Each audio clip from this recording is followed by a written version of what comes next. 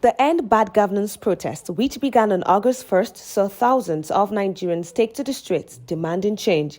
While the protests were largely peaceful in the southern region, the northern part of the country experienced violence, looting, and clashes with security forces. The economic repercussions are staggering, with early estimates suggesting losses of over 500 billion naira in just one day. To understand the full scope of the economic impact, I spoke with Dr. Muda Yusuf, economist and managing director of the Center for Public Enterprise. He highlights the severe economic costs of the protest on various sectors. Well, as for the effect of the protest on the economy, of course, the effect has been very grave. In fact, our estimation at the onset of the protest was that the country was going to lose an estimated 400 billion naira per day if there was a complete paralysis of the economy nationwide. Happily, not all the states in the country were completely paralyzed economic-wise. But nonetheless, we could estimate that, we have seen losses, that will estimate at, hundreds of billions of naira as a result of this protest. About 6 states declared a curfew, which meant that no economic activities took place, at least for about a day or two in those states.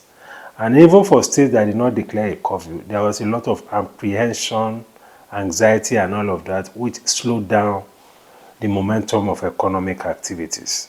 So the economy has suffered a very big setback. Some residents of Lagos we spoke to assess how the protest affected their business. I have a lot of customers, so they keep disturbing me on phone that, where are you, want to buy market? So I was like, I can't come outside because of the protest. But I only lose one of my customers because that's the very best customer I have. It was like, why can't I come? I said, because of the protest, I can't. Last day we are not able to do business because everybody is fighting for his rights. Everybody is fighting for a purpose. Actually, because in that kind of situation right now, some people will be afraid to come out. In the aftermath of the protest, Dr. Yusuf shares his insight on how the government can respond to the plight of Nigerians as millions are faced with hardship. Well, the big issue now for the citizens, which is what led to the strike, is the high costs of food, which is food inflation, the high cost of energy. When we talk about energy, we are talking about diesel, we are talking about petrol particularly, and the high electricity tariff. These are the big issues. And the way to respond to this is for government to take immediate steps, particularly within the context of its fiscal policy measures.